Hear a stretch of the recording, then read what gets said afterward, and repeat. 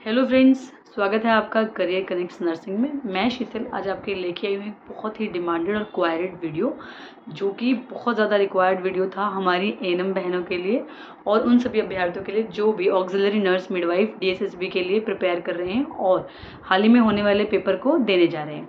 तो इस वीडियो में आज हम जानेंगे बहुत सारी क्वायरीज जो सभी आप पूछना चाह रहे हैं, जैसे उनकी सैलरी कितनी होती है और लाइक पोस्टिंग एरियाज़ क्या होते हैं एएनएम के, डीएसएसबी का एग्ज़ाम कैसे देना है या फिर कैसे अटेम्प्ट करना है, और हम देखेंगे कि एग्ज़ाम के बाद में क्या क्या सावधानियां ध्यान रखनी है या फिर किन किन बातों का आपको बहुत सारा ध्यान रखना है।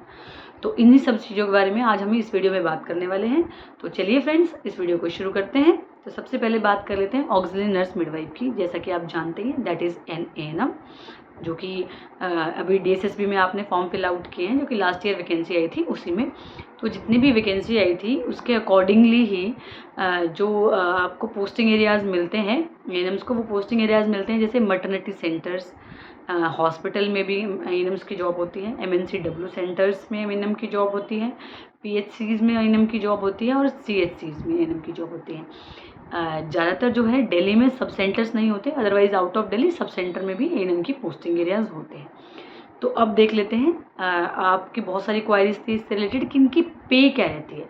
तो देखिए, एएनएम की पे से रिगार्डिंग मैं एक वीडियो जल्दी ही अपलोड करूँगी चैनल पे, आप उसे देख लीजिएगा।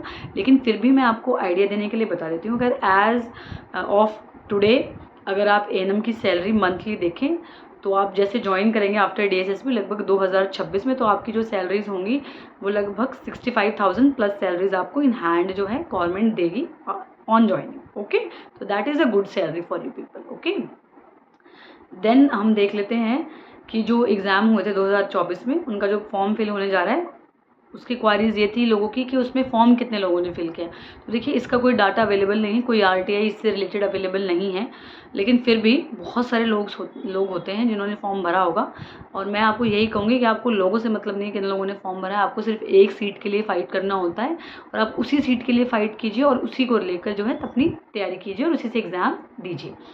तो देखिए, एक नेक्स्ट क्वेश्चन ये था कि जीएनएम बीएससी वाले लोगों ने भी फॉर्म फिल किया है क्या। तो इस बार जो है जीएनएम बीएससी वालों का उतना क्राइटेरिया या उतने सारा कैंडिडेट्स आपको नहीं मिलने वाले हैं, क्योंकि इस बार जो है ऑक्सिलरी नर्स मिडवाइफ का कोर्स जो है कंपलसरी कोर्स था। अगर किसी ने फेक तरीके से उसको ओके करके फिल कर दिया है किसी जीएनएम या बीएससी स्टूडेंट ने, तो वो एक फेक क्राइटेरिया था। अदरवाइज जो इस बार का डीएसएसबी का क्राइटेरिया था वो सिर्फ एएनएम्स के लिए था। तो ये एक बहुत ही पॉजिटिव पॉइंट होने वाला है सभी एएनएम्स के लिए जो कि इस चीज़ की शिकायत रखती हैं कि हम जीएनएम बीएससी से कम्पीट नहीं कर पाते हैं। तो आपके एग्ज़ाम में अगर कोई भी जीएनएम बीएससी का बच्चा कम्पीट करता है और उनका सिलेक्शन होता है तो सिर्फ इसी बेसिस पे होगा कि उसने पहले एएनएम भी किया होगा। अदरवाइज सिर्फ एएनएम का ही सिलेक्शन होगा और उन्हीं को ही पोस्ट दी जाएंगी। ठीक है फ्रेंड्स। देन बहुत सारी क्वारीज इस चीज़ की भी हैं कि इनमें मेल कैंडिडेट्स होते हैं क्या। तो ANM is not for a male person. Delhi में एएनएम जो है सिर्फ फीमेल्स के लिए होती है। पहले पोस्ट मेल हेल्थ वर्कर और फीमेल हेल्थ वर्कर की तरह से आउट होती थी, तो तब ये मेल की वैकेंसी होती थी, अभी मेल की वैकेंसीज नहीं होती हैं। तो देखिए, फिर अब क्वारीज अगर आ रही थी आप लोगों की कि लास्ट टाइम आ गया है एग्ज़ाम का, अब क्या करना चाहिए। और मुझे लगता है अब तो सब प्रिपेयर कर चुके होंगे, रिवीजन सबका हो रहा होगा, तो अब इस बात पे कोई फ़ायदा नहीं है चर्चा करके कि कैसे तैयारी करनी है। अब इस बात की चर्चा कर लेते हैं कि एग्ज़ाम को देना कैसे है। जी हाँ, कि एग्ज़ाम की जो है आपको टेम्पटेशन कैसे करनी है, हम उसके बारे में बात कर लेते हैं। सबसे पहले जो एग्ज़ाम, बहुत सारे बच्चे ऐसे होंगे जो पहली बार ऑनलाइन एग्ज़ाम दे रहे होंगे। ये एक ऑनलाइन कंप्यूटर बेस्ड एग्जामिनेशन होने वाला है, कंप्यूटर पे ही होगा। और जो इसमें है, आपको जैसे ही आप एग्ज़ाम सेंटर में एंट्री करेंगे, आपके एडमिट कार्ड जो है, आपकी जो है आइरिस और आपके थंब इम्प्रेशंस वगैरह को स्कैन किया जाएगा। स्कैन होने के बाद में आपको जो है सीट अलॉट की जाएगी और जैसे ही आप अपने कंप्यूटर स्क्रीन पे अपनी सीट पे जाके बैठेंगे, आपका जो है डाटा उस पर शो हो जाएगा। ये आपकी कन्फर्मेटरी होती है कि आपको सीट एलोकेट हो गई।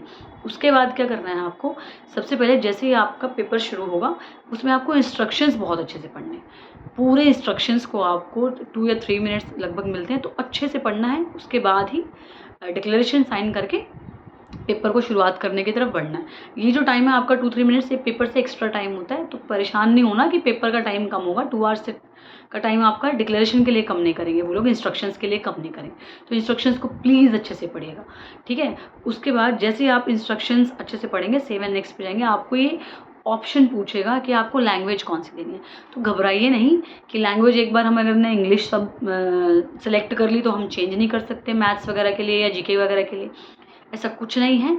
जब भी आप सेक्शंस खोलेंगे तो ऊपर साइड में एक ऑप्शन दिया होगा राइट साइड पे, आप उस रिस्पेक्टिव कॉलम की लैंग्वेज चेंज कर सकते हैं। लेकिन हाँ, ध्यान रखिए इंग्लिश इंग्लिश में ही आएगी और हिंदी हिंदी में ही आएगी। तो इस चीज़ को आप प्लीज़ ध्यान रखिएगा, परेशान मत होइएगा कि इनमें ऑप्शंस क्यों नहीं आ रहे। तो सबसे पहले क्या है, देखिए जब आप पेपर शुरू करेंगे, पेपर में आपके 2 सेक्शन होंगे, पार्ट ए और पार्ट बी। जब पार्ट ए में 5 सेक्शन होंगे और पार्ट बी में 5 सेक्शन होंगे, तो ये सारे सेक्शन के आपके 20-20 मार्क्स के होंगे। जो 20-20 मार्क्स के होंगे यानी कि इसमें 20-20 क्वेश्चंस होंगे। देखिए फ्रेंड्स, जैसे मान लो आपने पार्ट ए का सेक्शन 1 स्टार्ट किया और मान लीजिए सबसे पहले जीके आया, मानना क्या आएगा ही जीके, मतलब सबसे पहले जब जीके आएगा तो आपको देखना है कि आपको एक बारी सारे 20 के 20 क्वेश्चन रीड आउट करने हैं, लेकिन आपको सबमिट पे बटन नहीं दबाना है।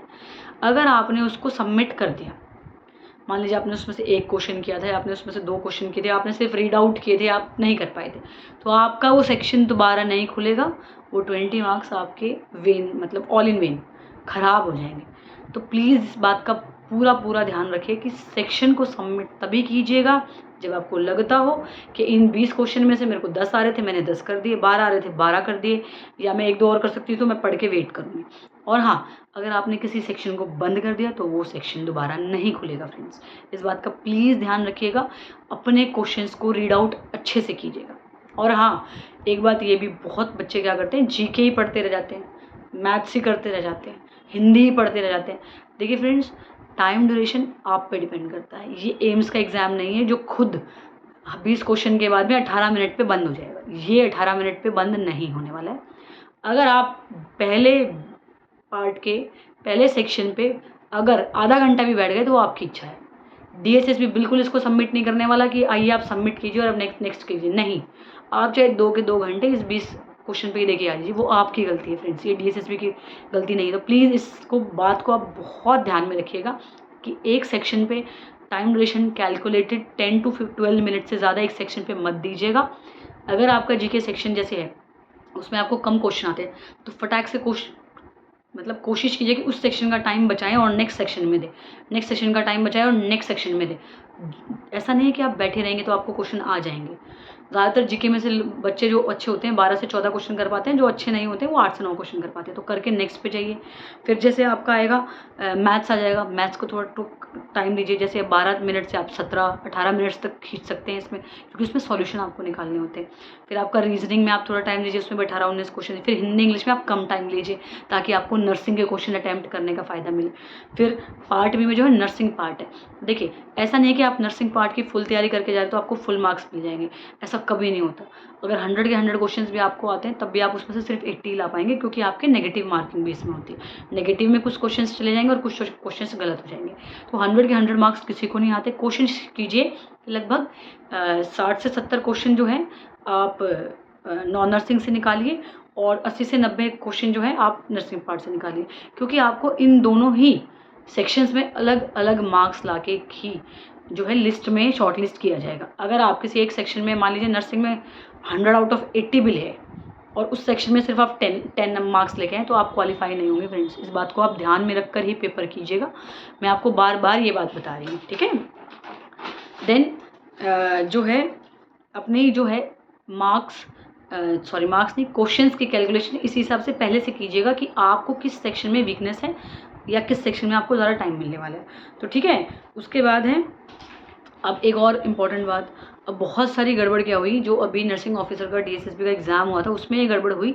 इसी की वजह से मैं आपको ये वीडियो में बता रही हूँ पहले से कि जो एडमिट कार्ड्स आप एग्जामिनेशन हॉल में लेके जाएंगे उनको प्लीज़ वापस लेके आना है, उनको सबमिट नहीं करके आना। उस पर इन्विजिलेटर के साइन, आपका सीट का नंबर, उस पर जो एडमिट की जो स्टैंप लगती है वो करा के ही लेके आने, क्योंकि अगर आप शॉर्ट लिस्ट हुए और आपके पास एडमिट कार्ड नहीं हुआ तो आपको बड़ा पंगा पड़ने वाला है लास्ट में। आपको फिर FIR करानी पड़ेगी, बहुत सारी वेली चीज़ें करानी पड़ेंगी। तो प्लीज़ अपने एडमिट कार्ड को अपने साथ लाएं, अपने इन्विजिलेटर के साइन करा के लाएं और उसको सेफली अपने पास आके घर में रखें। ठीक है फ्रेंड्स। देन जो है एग्ज़ाम को प्रिपरेशन के लिए या हड़बड़ाहट में जो भी है क्वेश्चंस करने की ज़रूरत नहीं है। जितने क्वेश्चंस आते हैं उनको अच्छे से अटेम्प्ट करना है। अगर आप इससे रिलेटेड कोई और जानकारी चाहते हैं तो प्लीज़ हमें कमेंट सेक्शन में कमेंट कीजिए और हमारी जो है चैनल को सब्सक्राइब कीजिए और हमारी वीडियो को लाइक एंड शेयर कीजिए। तो have a good day friends, thank you.